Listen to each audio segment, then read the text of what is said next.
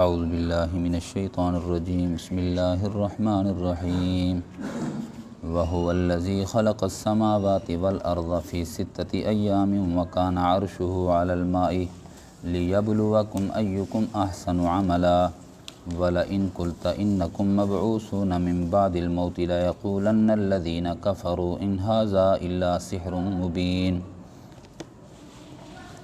وَلَئِنْ أَخَّرْنَا عَنْهُمُ الْعَذَابَ إِلَىٰ أُمَّةٍ مَّعْدُودَةٍ لَيَقُولُنَّ مَا يَحْبِسُهُ أَلَا يَوْمَ يَأْتِيهِمْ لَيْسَ مَصْرُوفًا عَنْهُمْ وَحَاقَ بِهِمْ مَا كَانُوا بِهِ يَسْتَهْزِئُونَ صدق اللہ العظیم۔ ابتدائی آیت میں اللہ رب العزت کا تعارف ہے، اور اسی آیت کے آخر میں کافروں کے ایک قول کا تذکرہ ہے،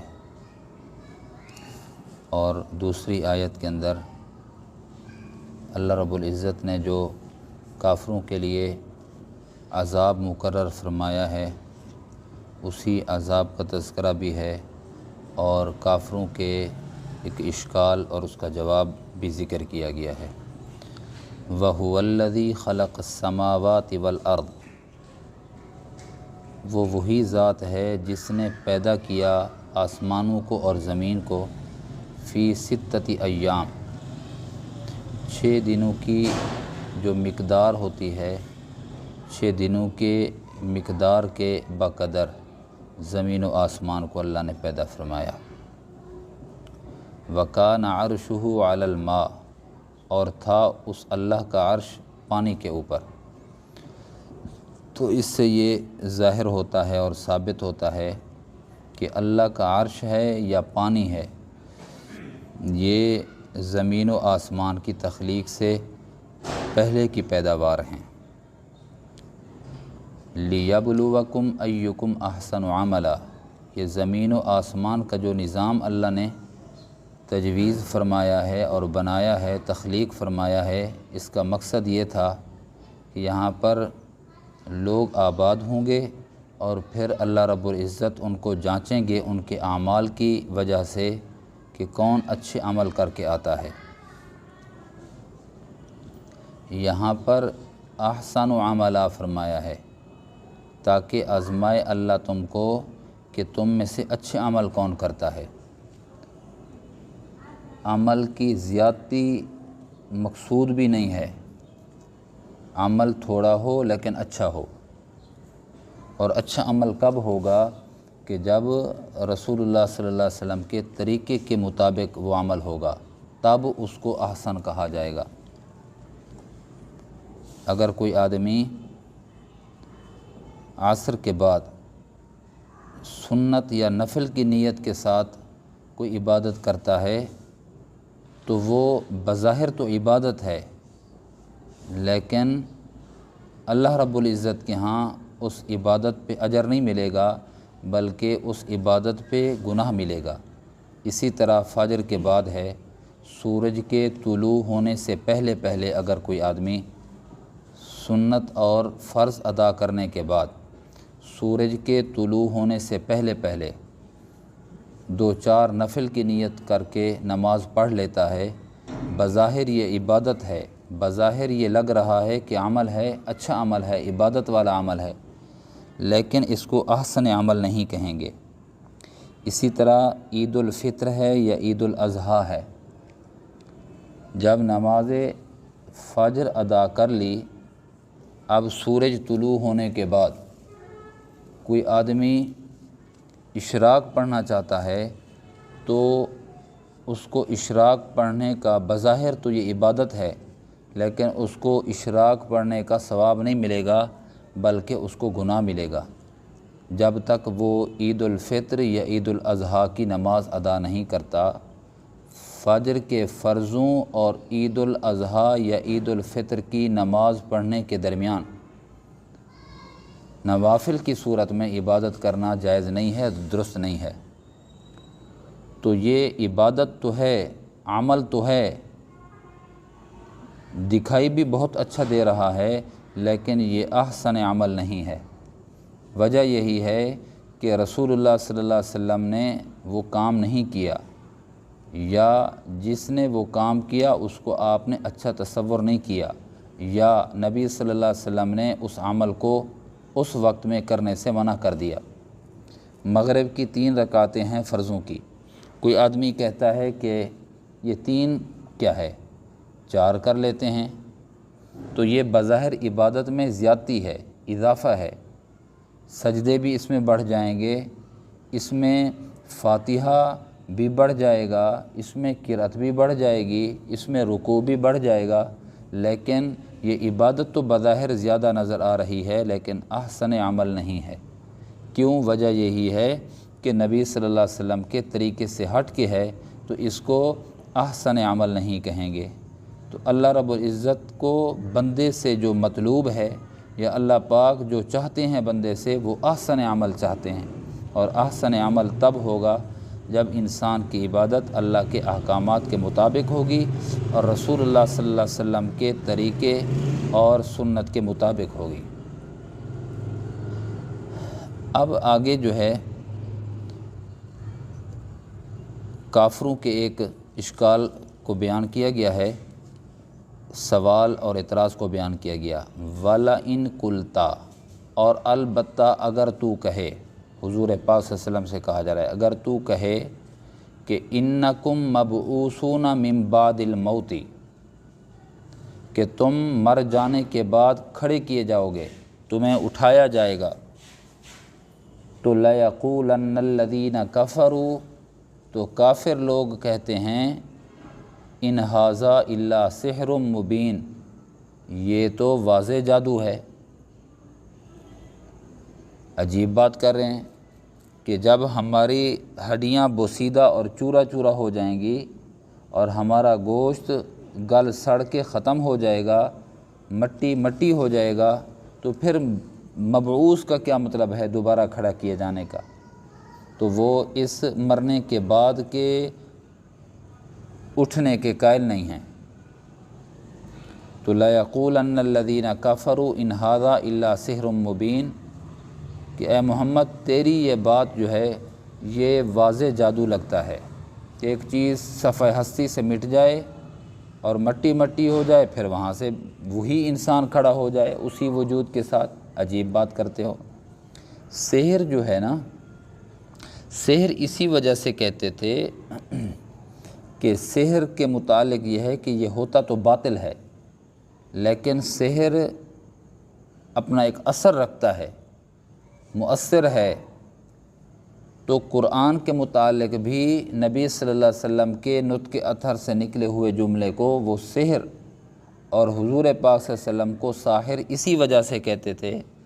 وہ حضور کے فرمان کو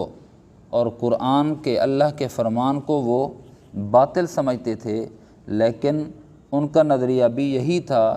کہ قرآن ہو یا صاحب قرآن کی نطق اطہر سے نکلی ہوئی گفتگو ہو، وہ اپنا ایک اثر رکھتی ہے۔ تو اسی وجہ سے وہ قرآن کو اور قرآنی عقائد کو جب ان کو اٹھے جی مرنے کے بعد جی اٹھنے کا کہا جاتا تھا، وہ اس کو جادو گردانتے تھے۔ وَلَئِنْ أَخَّرْنَا عَنْهُمُ الْعَذَابَ إِلَىٰ أُمَّةٍ مَعْدُودَةٍ، آگے یہ فرمائے کہ اگر ہم ان کافروں سے عذاب کو ایک محدود مدت تک، معلوم مدت تک مؤخر کرتے ہیں، حالانکہ نبی صلی اللہ علیہ وسلم ان کو بار بار ڈراتے تھے اللہ کی نافرمانی کرو گے تو یہ عذاب آ جائے گا، بعض دفعہ عذاب نہیں آتا تھا، بعض دفعہ عذاب آ جاتا تھا، تو مرنے کے بعد تو عذاب ہے ہی، الی امت معدودہ، معدود محدود معلوم مدت تک عذاب کو اگر اللہ مؤخر کر دیتے ہیں تو لا یقولن ما یحبسہ، تو یہ کافر ٹوک کرتے تھے، کہتے تھے کہ آپ تو ہمیں عذاب سے ڈراتے ہیں، کس چیز نے عذاب کو روکا ہوا ہے، لے آؤ نا عذاب۔ کتنی بد نصیبی و بدبختی ہے۔ بابا عجیب جملہ فرماتے ہیں، فرمایا کہ کبھی بھی جو اللہ مہلت دیتے ہیں نا، اللہ جو مہلت دیتے ہیں، کبھی بھی اللہ کی مہلت کو اپنی طاقت نہ سمجھنا۔ اگر اللہ رب العزت کبھی پکڑ میں تاخیر کرتے ہیں تو انسان کو یہ محسوس نہیں کرنا چاہیے کہ میری پلاننگ کا نتیجہ تھا کہ میں اس مصیبت سے بچ گیا۔ جو اللہ کا نافرمان ہے اس کی پکڑ تو ہوگی۔ تو یہ جواب دیا جا رہا ہے۔ وہ کہتے ہیں نا کہ کس چیز نے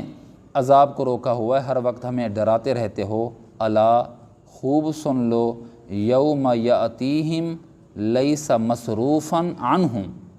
جس وقت اللہ کا عذاب اور اللہ کی پکڑ آئے گی، لیس مصروفا عنہم،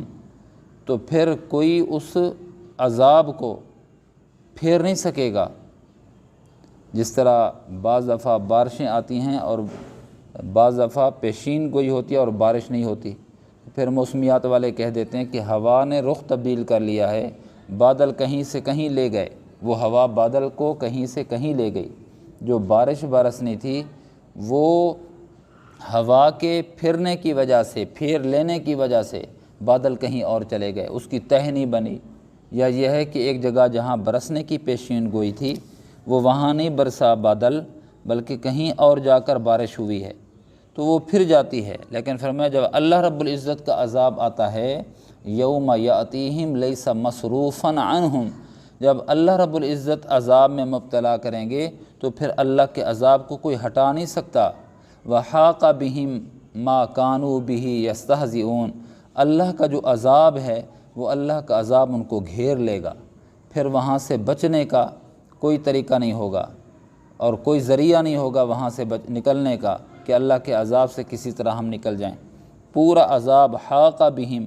ان لوگوں کو عذاب گھیر لے گا کہ وہاں سے بچ نکلنے کی کوئی تدبیر بھی نہیں کر سکے گا، کوئی تدبیر کرنا بھی چاہے تو کوئی تدبیر کارگر ثابت نہیں ہوگی۔ تو اس لیے بندہ ہر وقت ڈرتا رہے۔ بعض دفعہ ایسا ہوتا ہے اور بزرگ بھی فرماتے ہیں، حضرات صحابہ کرام کیا کرتے تھے، وہ اعمال اچھے کرتے تھے لیکن پھر بھی اللہ سے ڈرتے تھے کہ اس اعمال میں کوئی کوتاہی نہ ہو گئی ہو جس کی وجہ سے ہم سے باز پرس ہو، سرزنش ہو، باز پرس ہو۔ اور ہماری حالت یہ ہے کہ ہم نیکی کا کام کرتے نہیں ہیں، کرتے ہی گناہ ہیں، لیکن پھر بھی نڈر اور بے باک ہو چکے ہیں، غافل ہو چکے ہیں کہ میاں کیا ہوگا، کچھ بھی نہیں ہوگا، یہ دیکھو یہ کام میں نے کر لیا ہے، مجھے پکڑ نہیں ہوئی، یہ ہو گیا ہے، میں پھنسا نہیں ہوں۔ گناہ جو ہے نا، یہ گناہ تعاقب کرتا ہے، مرتے دم تک تعاقب کرتا ہے۔ بعض دفعہ انسان کے منہ سے نکلی ہوئی گفتگو جو ہے وہ بھی تعاقب کرتی ہے۔ بعض دفعہ یہ ہوتا ہے کہ یہ گناہ یہ تعاقب کرتا ہے، جوانی کے گناہ بڑھاپے میں جا کر وہ اپنا اثر ظاہر کرتے ہیں، پھر اولادیں نافرمان ہوتی ہیں، پھر بیماریوں میں جکڑا جا چکا ہوتا ہے، پھر یہ مسئلہ وہ مسئلہ، بس انسان اس مسئلوں میں نکلتے نکلتے اس کی روح نکل جاتی ہے۔ اس لیے جب بھی انسان سے گناہ ہو جاتے ہیں، انسان سے خطا ہو جاتی ہے، فوراً اللہ رب العزت کی جانب انسان متوجہ ہو، بس اسی سے اپنا معاملہ درست رکھے، بندوں سے بھی ان کے حقوق کے معاملے میں معاملہ درست رکھے، اور اللہ رب العزت کے جو حقوق ہیں اس معاملے میں بھی بندہ معاملہ صاف ستھرا رکھے۔ اللہ رب العزت مجھے آپ کو فرما برداری کی توفیق نصیب فرمائے، گناہوں سے بچنے کی توفیق نصیب فرمائے، اور اللہ رب العزت نے جو نیک اعمال کرنے کے جو بشارتیں عطا فرمائی ہیں ہم سب کو نصیب فرمائیں، اور جن گناہوں کی وجہ سے پکڑ کا اللہ نے انذار ڈر سنایا ہے نبی صلی اللہ علیہ وسلم کے ذریعے سے، اللہ ہم سب کی حفاظت فرمائے۔ وآخر دعوانا الحمدللہ رب العالمین، الحمدللہ رب العالمین، والصلاة والسلام علی اشرف الانبیاء والمرسلین وعلی آلہ واصحابہ اجمعین۔ ربنا ظلمنا انفسنا وإن لم تغفر لنا وترحمنا لنكونن من الخاسرین۔ اللہم احسن عاقبتنا فی الامور کلها واجرنا من خزي الدنیا وعذاب الآخرہ۔ حسبنا اللہ ونعم الوکیل، نعم المولا ونعم النصیر۔ اللہم اعنا علی ذکرک وشکرک وحسن عبادتک، لا الہ الا انت سبحانک انی کنت من الظالمین۔ وصلی اللہ تعالی علی خیر خلقہ محمد وآلہ واصحابہ اجمعین، آمین برحمتک یا ارحم الراحمین۔